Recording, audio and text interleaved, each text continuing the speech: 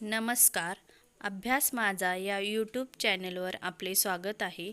आज आपण इयत्ता 5वीच्या परिसर अभ्यास पुस्तकातील कुटुंबातील मूल्य हा स्वाध्याय पाहणार आहोत.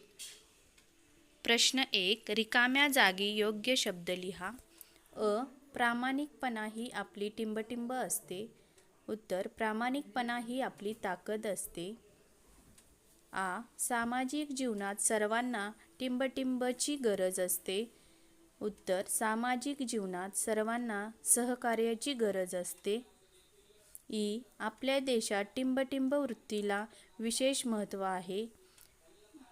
उत्तर: आपल्या देशात सहिष्णु वृत्तीला विशेष महत्त्व आहे. समानतेची भावना वाढीस लागल्यामुळे सर्वांना टिंबटिंब करता येते. उत्तर: समानतेची भावना वाढीस लागल्यामुळे सर्वांना प्रगती करता येते.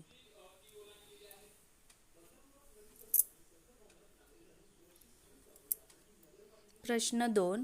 पुढील प्रश्नांची एका वाक्यात उत्तरे लिहा. परिसरातील बदलाविषयीचे निर्णय कोणी घ्यावयाचे असतात? उत्तर: परिसरातील बदलाविषयीचे निर्णय सर्वांनी मिळून घ्यावयाचे असतात. सहिष्णुता म्हणजे काय?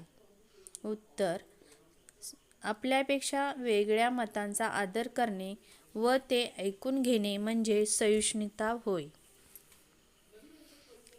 स्त्री-पुरुष समानता म्हणजे काय? उत्तर: मुलगा मुलगी, स्त्री पुरुष असा भेदभाव न करता दोघांनाही समानतेने वागवणे म्हणजे स्त्री-पुरुष समानता होय. स्त्री-पुरुषांच्या समान गरजा कोणत्या? उत्तर: अन्न, वस्त्र, निवारा, शिक्षण आणि आरोग्य या स्त्री-पुरुषांच्या समान गरजा आहेत. प्रश्न 3. पुढील प्रश्नांची थोडक्यात उत्तरे लिहा. कुटुंबातील निर्णय प्रक्रियेत आपण कसे सहभागी होतो? उत्तर: कुटुंबात आपण सर्वजण एकत्र राहतो. प्रत्येकाच्या आवडीनिवडी वेगवेगळ्या असतात. विचार आणि मतेही भिन्न असू शकतात. आपणही इतरांपेक्षा वेगळे असतो. असे असले तरी अनेक बाबतीतील आपले विचार आणि मते इतरांशी जुळू शकतात. आपल्याला एकमेकांविषयी प्रेम व आपुलकी असते.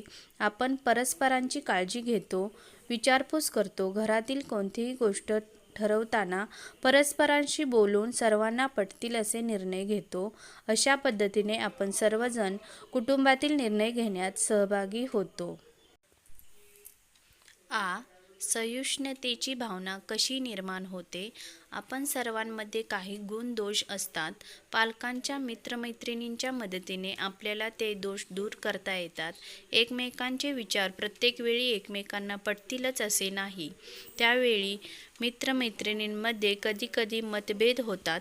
अशा वेळी आपलेच म्हणणे खरे आहे असे न मानता इतरांचे म्हणणेही समजून घेतले पाहिजे.